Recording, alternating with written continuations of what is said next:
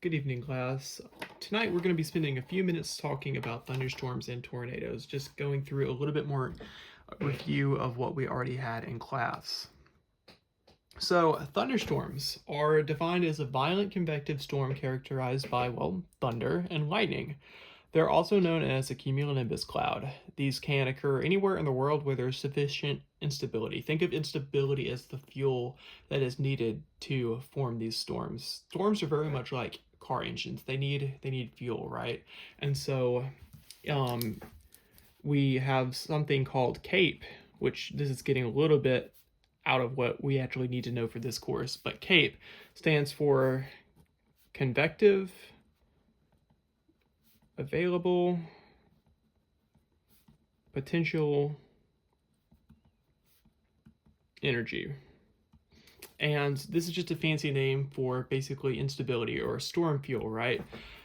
So storm fuel, or CAPE, or instability, whatever you refer to it as, is characterized by warm, moist air, right? And so naturally the areas where you have the most of that is going to be where you see the most thunderstorms. So if we look at this map right here, Florida here is very red. That's where they have anywhere from 65 to 80 days a year that they experience thunderstorms.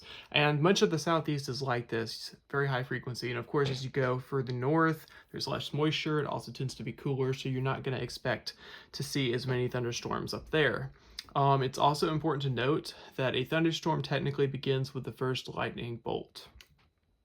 Speaking of lightning, lightning, by definition, is an electrical discharge between excessively positively and negatively charged bodies, e.g. the ground or clouds. It's essentially an attempt to equalize the difference in charge. And that concept of equalizing a difference is very fundamental to meteorology, and it shows up in a lot of different ways.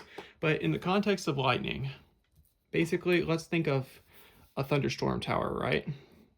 This is just maybe a cumulonimbus cloud we've got billowing up, and maybe it's a couple thousand feet high. These can actually get very tall, in some cases up to 60,000 feet tall. So what's going to happen as the storm begins to form is you're going to have something called charge separation. And so basically at the top of the storm, you're going to have a bunch of positive charges, right? But then at the base of the storm, you're going to have negative charges starting to build up, right? And so as a result of this charge separation, the negative charges at the base of the storm are going to be attracted to these positive charges that are also going to be at the ground, right? So you know, positive to negative, kind of like we talk about air flowing from high pressure to low pressure.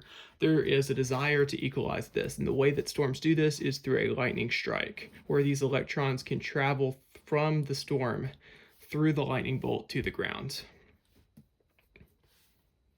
And so there are three different types of lightning. So we have intra-cloud lightning. So basically, if you have this cloud over here, and we have another cloud over here that maybe has some negative charges, right? We can get a strike between them. Or we have cloud to ground lightning, or CG lightning, as we sometimes refer to it as, like we see here.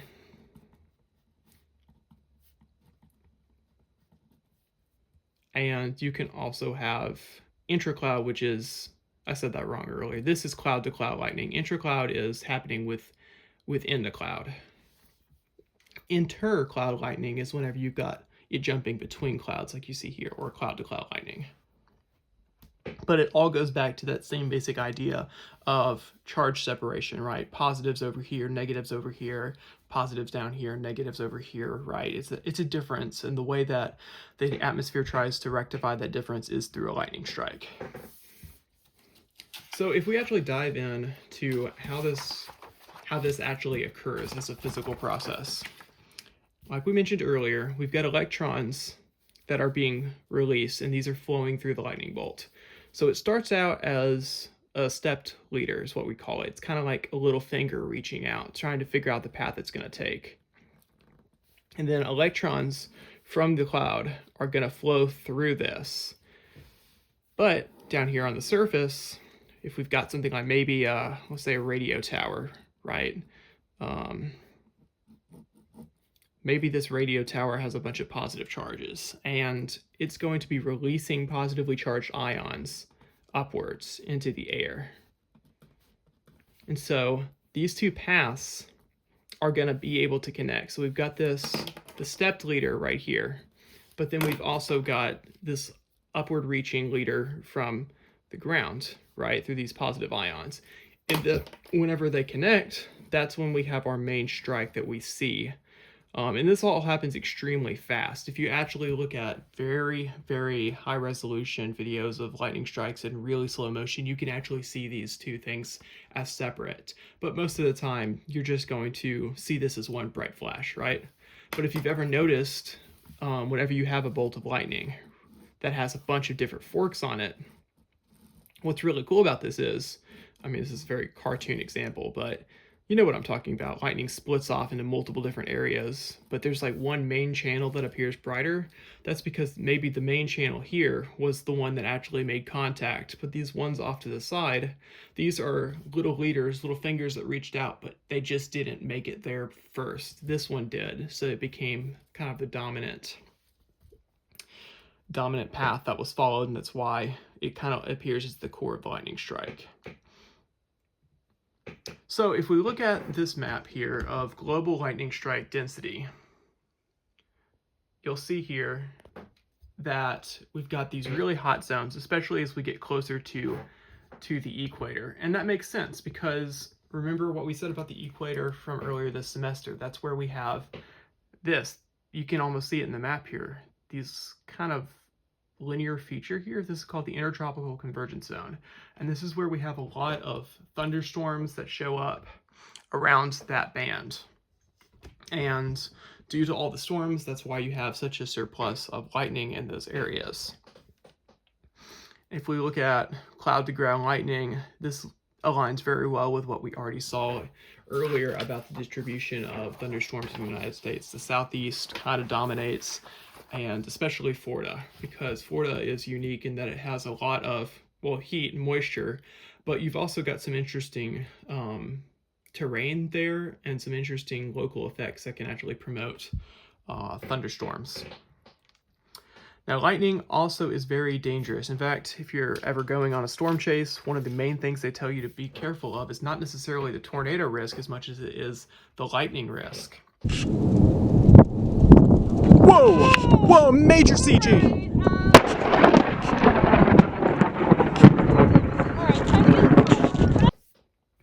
So you can see here almost every state in the country has had at least one fatality attributed to lightning within the past, well, I guess decade, from 2012 to 2021.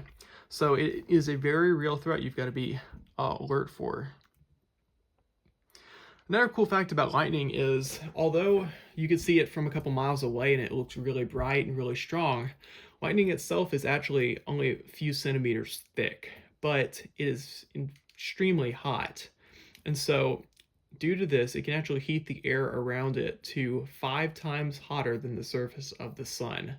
And all this rapid heating in a localized area, right, can cause basically a sonic boom to happen because the air expands so quickly, right? Whenever you heat air, air expands.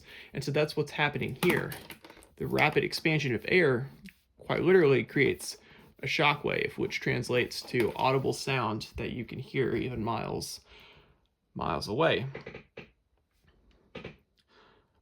So thunder is, again, the shock wave that we're talking about. So the first thing you hear is usually from the point of the lightning that was closest to you, and succeeding noises are muddled sounds and echoes from other parts of the bolt. What's interesting about this, though, is you can actually use thunder to your advantage to gauge your distance from the strike. So if you're outside and you see a strike of lightning, start counting instantly, and then stop whenever you hear the thunder. Then divide that number by 5, and the result is how far you are in miles from the lightning strike. And if your distance is less than 1 mile, it's strongly recommended you get inside. So if we think about this from a mathematical perspective, if we hear lightning, if we see lightning and then we hear thunder 5 seconds later, that means we are exactly around 1 mile away from the actual strike. And since if your distance is less than a mile, to judge whether or not you should be inside instantly from that, that tells us if we can actually hear thunder within 5 seconds of seeing lightning, we definitely need to be indoors. And as a general rule, if you can hear thunder at all, as I say, when thunder roars, go indoors, because lightning strikes can actually occur in many cases miles away from the actual storm itself. Speaking of that, here's another cool topic called a bolt from the blue. And this happens oftentimes from high up in the anvil, like we see here, where instead of a negative charge like we see with most lightning, these bolts are positively charged. They're much rarer, but they're also much more dangerous because they carry 10 times the power that you normally see with a negatively charged bolt. And as I mentioned earlier, look, they can strike from 25 miles away. That means you could be way out of the storm's path and still be at risk from lightning, even though you wouldn't typically think of that whenever you're just looking at the storm in the distance. So now that we've talked about lightning, it's important that we talk about thunderstorms for a little bit in a little bit greater detail. So thunderstorms come in 3 varieties.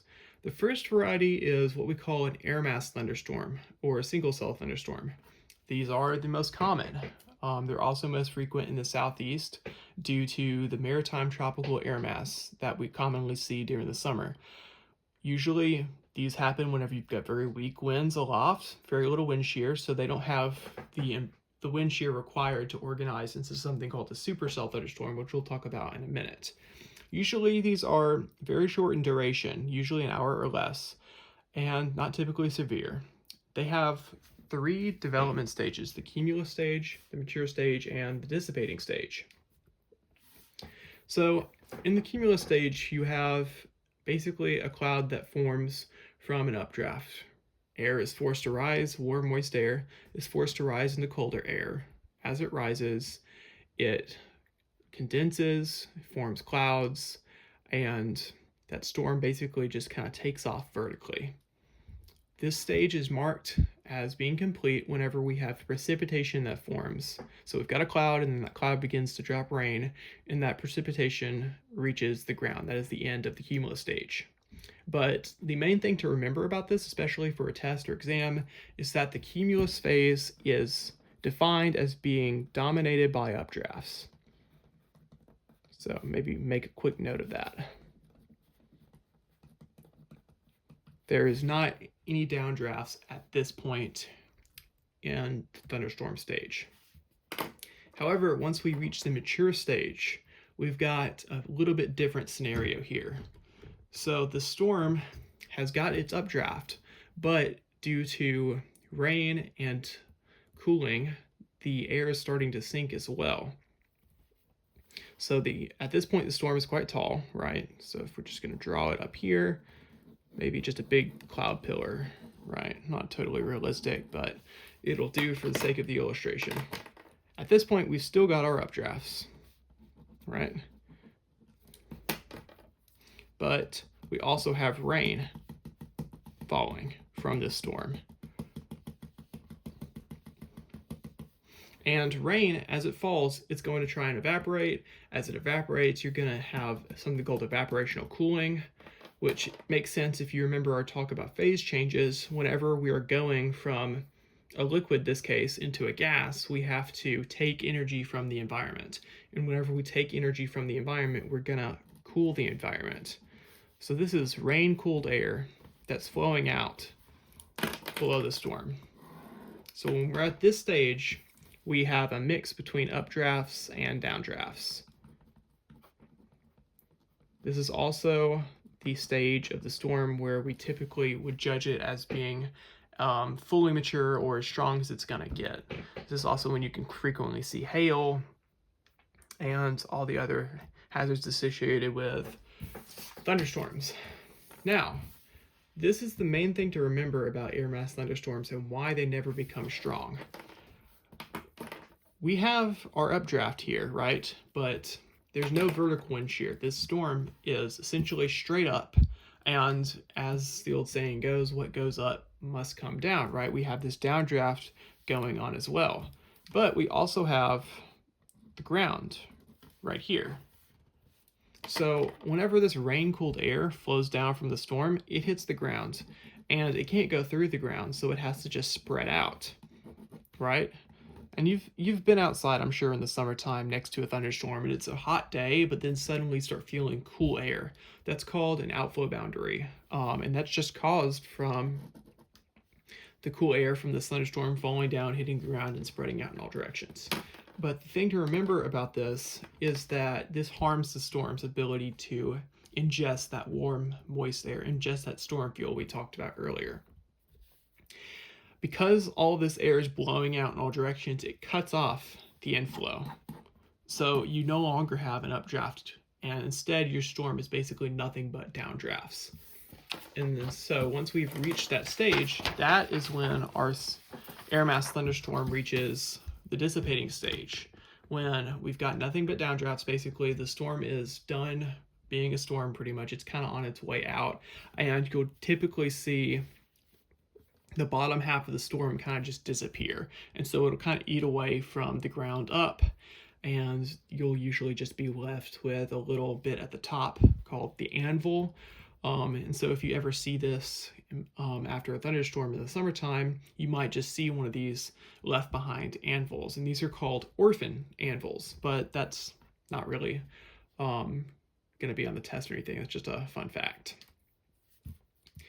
But since we've talked about air mass thunderstorms, next we want to talk about severe thunderstorms. Now, I don't know about you, but this is what really interests me. These are thunderstorms that last longer than your typical air mass thunderstorm. They can produce heavy rain, large hail, strong winds, and frequent lightning. These storms have upper level wind support, which allows these updrafts to persist. This is the big thing. Remember earlier, air mass thunderstorms, they lack that vertical wind shear, and so their updraft basically and their downdrafts, they're linked right next to each other, and that downdraft's able to cut off the storm. But with severe thunderstorms, they have wind shear, which helps that not to be the case. And we'll talk about that and why that is and how that works here shortly. Severe thunderstorms are also unique in that their movement typically maintains a supply of warm, moist air, right, the storm fuel, but it also avoids bumping into other storms. Whenever you've got storms like this that run into each other, it's not good for severe weather. It's going to actually harm the storm. Now, this is definitely going to be quizzable or testable material. Whenever we're thinking about severe thunderstorms, by the standards of the National Weather Service, severe thunderstorms are defined as having either winds greater than 58 miles an hour, hail at least 1 inch in diameter, a funnel cloud, or a tornado. If you have one of those or more, that's when you have a severe thunderstorm. Anything else that's not on that list is not going to be enough to qualify it as a severe thunderstorm. Now, within the context of severe thunderstorms, there is something called a supercell thunderstorm, and these are the biggest and the baddest of them all. And what makes them so unique is that they have a persistent rotating updraft. A typical air mass thunderstorm is, like we talked about earlier, it's kind of straight up and straight down. But these supercells, they have a rotating updraft, which enables their updraft to persist, and also typically is going to help you form something called a mesocyclone. Well, I said that wrong. A rotating updraft is a mesocyclone, but it can help you form a wall cloud and tornadoes. So if we're going to actually kind of diagram what's happening here, a supercell thunderstorm happens when you've got environmental wind shear. So basically, as you go higher up in the atmosphere, your winds here are getting stronger. That is not the case with an air mass thunderstorm, but in the case of a supercell, it is. And this stronger air aloft means as the storm grows vertically, it actually gets tilted. And as a result of it getting tilted, it's able to have an updraft, right? A rotating updraft. But its downdrafts are actually going to be pushed out ahead, right? Because the storm's tilted. Whenever we have these downdrafts, they're actually going to be happening all the way out here. And so, sure, they're going to hit the ground just like with an air mass thunderstorm, but when they do, they're going to be far enough separated from the updraft that this storm can still keep breathing. And that's what enables supercell thunderstorms to persist for so long. In some cases, up to 12 hours or more. And so here are a few basic facts about supercell thunderstorms, kind of a diagram explaining all the different parts. And there are a lot. For the purposes of this class, it's not important that you memorize each and every little bit of it. It's just important to kind of realize what forms a supercell thunderstorm versus what makes an air mass thunderstorm. And the difference there is wind shear. In the case of a supercell, you can also have the mesocyclone, which is that rotating updraft. Sometimes it can be so strong you can actually have precipitation here that is actually getting pulled from the core of the storm and actually gets wrapped around the circulation. So this is a very famous image from the Bridge Creek Moore tornado. Looking at it, I believe this is 1999. And what you have here is the tornado signature is going to be down here. This is where actual tornado is occurring, but this is the larger storm as a whole. And the mesocyclone's rotation that's all happening down here is so strong it's actually pulling in rain from the rest of the storm and kind of wrapping it around. And this feature is called a hook echo. If you ever see one of these on radar, it can always be a very strong indication that you might have a tornado either ongoing or imminent. Now, there are three types of thunderstorms. We have a low precipitation, I said that wrong, 3 types of supercells. Well, there are also 3 types of thunderstorms, but those are air mass thunderstorms, severe thunderstorms, and supercell thunderstorms. But when we're talking about supercell thunderstorms specifically, those are divided into low precipitation supercells, high precipitation supercells, and classic supercells. So low precipitation supercells are the really beautiful ones you've probably seen on social media, where it's nice tall cloud base usually, not a lot of rain, and just these absolutely stunning beautiful views. You can totally still see strong winds and tornadoes from these, but these are not going to be typically your big tornado makers like you would see with the high precipitation or classic supercell. Additionally, it's important to note that these are typically going to be farther out west, kind of in maybe the desert southwest, like Arizona, New Mexico, maybe far west Texas. And that has to do with the fact that there's not as much moisture in those areas. So the cloud bases typically will be higher. High precipitation supercells are supercells that contain a lot of rain, hail, and tornadoes. These also are typically what are going to be causing what we call rain-wrapped tornadoes, whenever you have so much rain occurring that it actually obscures the tornado, which of course makes it very dangerous. These are found primarily in the southeast US. So again, because there's so much moisture in the southeast, it kind of promotes that really rainy and high precipitation mode. And the kind of mix between these two is a classic supercell. It's kind of a non-descriptive name, right? Classic is, I guess it all depends on what you would define as the standard. But in this context, we're just thinking about not too much rain, not too little rain, kind of a decent mix, and can have strong hail and highly visible tornadoes which can persist. And these are going to be, unsurprisingly, in the area that we kind of think of as the classic tornado alley. That would be the central US. So here's an image of a low precipitation supercell. Again, not a lot of rain falling, right? Kind of nice, pretty structure to look at. But here's a high precipitation supercell. And here you can see it's a massive rain curtain, a lot of just dark, you can't really see in there. And yeah, you never know, with something like this, there could be a tornado back in there and you wouldn't even know just from looking at it on the ground. Here we have what we call a classic supercell, which we have precipitation falling over here from our downdraft, but we also have our updraft over here. And if you have a careful eye, you can actually see a little bitty wall cloud under there. And this is where your rotation is occurring and also where our updraft is. Another type of thunderstorm we have is a squall line. This is whenever you have a group of thunderstorms in linear form. These can be severe or non-severe. That just depends on how much instability and wind shear you have. What's interesting about these is you can sometimes have supercells that will actually become embedded within this larger line. I've seen this happen before, and it's terrible for chasing because it's a lot harder to chase, a lot more dangerous as well. But it's important to realize that even though this is not your classic supercell, you could still totally have tornadoes from this. Another type of thunderstorm we have is called the derecho, and these are like severe thunderstorms but on steroids. These are widespread and long-lived windstorms that are associated with fast-moving squall lines and bow echoes. Basically what happens here is whenever you've got these storms ongoing, the downdrafts from these storms are actually able to pull. So right, we've got downdrafts like this.